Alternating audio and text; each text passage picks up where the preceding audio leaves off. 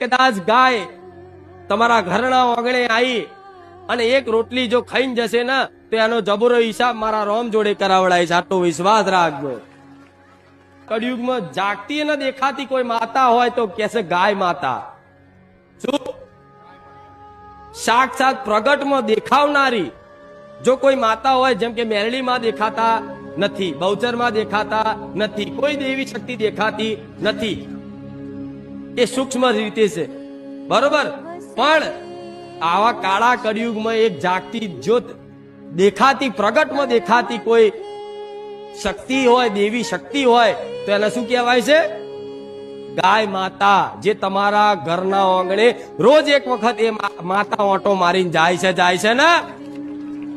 કોઈ ઘર એવું બાકી નથી ઘરના આંગણે કે એના ઘરની સોસાયટીમાં, એના ફરિયામાં આ માતા તમારા રૂબરૂ દેખાતી ના હોય.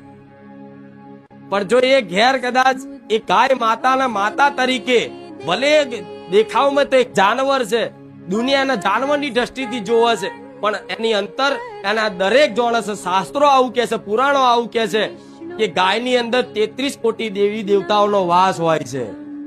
જાણો છો ને કે ગાય માતાની અંદર 33 કોટી દેવી દેવતાઓનો વાસ હોય છે. તો કદાચ 33 કોટી દેવી દેવતાઓમાં હું માતા આવી જાઉં કે નહીં? તમારી ચામુંડા આવી જાય કે નહીં? તમારી મહાકાળી આવી જાય કે નહીં? તમારી શક્તિ માતા આવી જાય કે નહીં?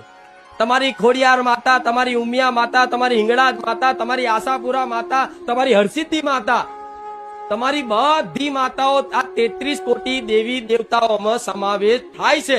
તો કદાચ એ જ ગાય માતાને એક રોટલી ખવડાવો તો 33 કોટી દેવી દેવતાઓમાંથી તમારી હરસિદ્ધિ ને તમારી ચામુંડ માતાને કદાચ પેટમાં ટાળક ના થાય? તમારી માતાને પ્રસન્નતા ના થાય? તમારી માતાની જે ભૂખ છે પ્રેમની, ભક્તિની, એ પૂરી ના થાય? થાય. પણ આ ભરોસા સાથે કરો તો એના જાનવરની દ્રષ્ટિએ નહીં, પણ એના માતાની દ્રષ્ટિએ કદાચ એને કદાચ ભલે પૂજા ના કરો તો એને રોટલી ખવડાવો, એને જુવાર ખવડાવો, એને ઘાસ ખવડાવો, બસ ખાલી આટલું કરજો ને તોય મારી વિશેષ કૃપા, 1000 હાથથી કૃપા તમારી પર રહેશે.